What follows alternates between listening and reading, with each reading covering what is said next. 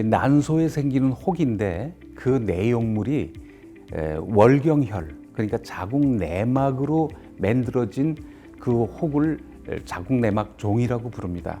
자궁내막에 있는 그 물질 또는 그 성분이 바깥에 자궁내막 이외의 부분에 있을 때 우린 그거 전체를 자궁내막증이라고 그러는데요. 그 자궁내막증 중에 난소에 혹을 형성했을 때 그걸 자궁내막종이라고 그럽니다. 그래서 자궁내막증은 사실 골반 내에 어느 곳에서나 생길 수가 있습니다. 그래서 복벽에도 생길 수 있고요. 난관, 자궁벽 이런 여러 곳에 생길 수 있기 때문에 마치 이렇게 페인트 칠하듯이 생길 수도 있고요. 또 조그맣게 그 염주알처럼 몰려 있을 수도 있고 여러 가지 형태로 나타나지만 이렇게 큰 혹으로 나타나는 건 난소 속에 생기는 혹으로서 우리가 이거를 자궁내막종이라고 얘기를 하고 있습니다.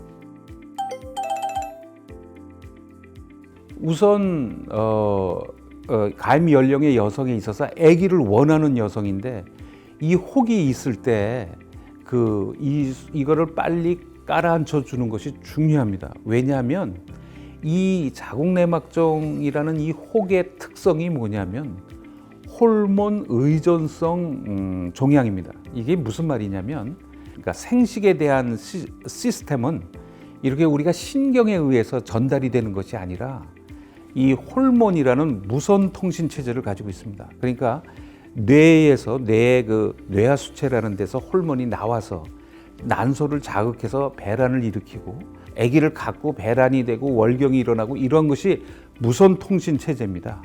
그래가지고 이게 이루어지고 있는데 이 자궁내막증이란 혹이 호르몬 축에 이것도 관여를 해요. 근데 이게 관여하면서 임신 또 착상, 배란 이런 거를 방해해요. 그렇기 때문에 이건 특별히 관리를 해야 되는 거죠. 그래가지고 이게 있으면 난자가 성숙이 일어나지도 않고 또 여성의 몸에 이제 배우자의 그 정자가 들어왔을 때 정자의 운동성을 방해해요.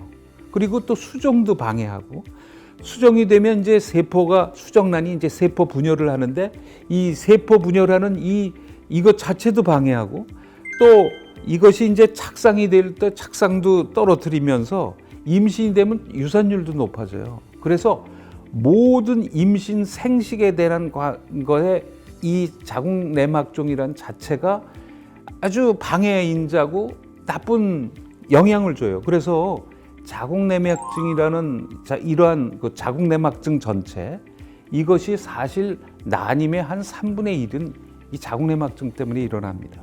그래서 이거는 특별 관리해주고 이거에 대한 기능, 나쁜 영향을 사그러뜨려 줘야지 임신도 잘 되는 것이죠.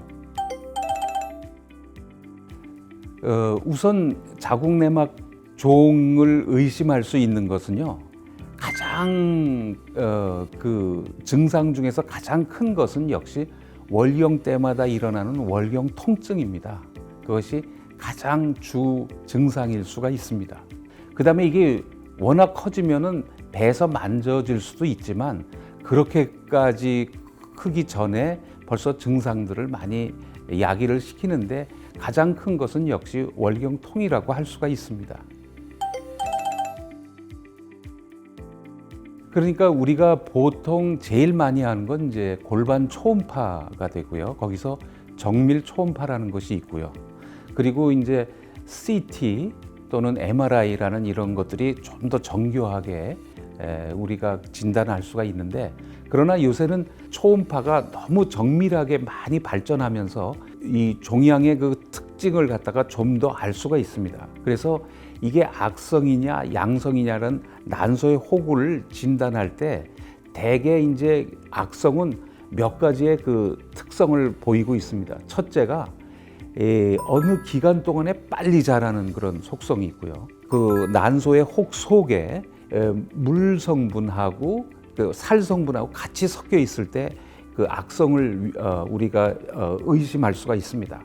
또 하나는 그 살 성분의 그 패턴이 그 마치 그 뭐라 그럴까 이렇게 뾰족뾰족하게 일어나고 커질 때 우리가 좀 더 그 악성 쪽으로 의심할 수가 있습니다. 아, 그래요. 우리가 이제 이런 혹의 그 모양을 보고서 하는 방법이 있고요. 그 다음에 이제 우리가 피 검사로 해서 이게 어떤 이 혹들이 내는 어떤 특수 단백질을 갖다 체크해 가지고 그걸로 이게 좋아졌다 나빠졌다 이런 걸 볼 수가 있는 거죠. 그래서 난소암 지표 검사라는 걸 할 수가 있습니다. 그러니까 피 검사로 난소암 검사를 할 수가 있는 거죠. 그래서 이러한 피 검사를 해서 이것이 악성의 빈도를 보인다든지 또는 이거 악성보다는 좀 양성 쪽이다 이걸 갖다가 먼저 판단해내는 것입니다. 그러니까 말씀드린 바와 같이 CT나 MRI 또는 이제 정밀 초음파로 혹의 크기나 위치나 성격을 보고 그 다음에 이런 혈중의 난소암 검사를 종합해서 이걸 판단해서 수술 여부를 결정할 수가 있습니다. 보통 수술을 하면은 되죠. 그러니까 우리가 복강경이나 뭐 로봇 수술 이런 걸로 또는 뭐 너무 커서 그럴 때 도저히 안 될 때는 개복이라는 걸로 수술을 해 놓으면 좋은데 이 수술을 하게 되면 난소에 있던 원래 그 애기씨들 그러니까 우리가 난자가 들어있는 그 주머니들을 난포라고 그러는데 이 난포가 다 소실이 돼 버려요. 그래서 아기를 갖는데 너무너무 고통을 받을 수 있고 또 아기 갖는 게 진짜 불가능해질 수가 있습니다. 그래서 이러한 이 난소에 대한 혹을 수술하는 거는 굉장히 우리가 굉장히 주의 깊게 보고 결정을 해야지 됩니다.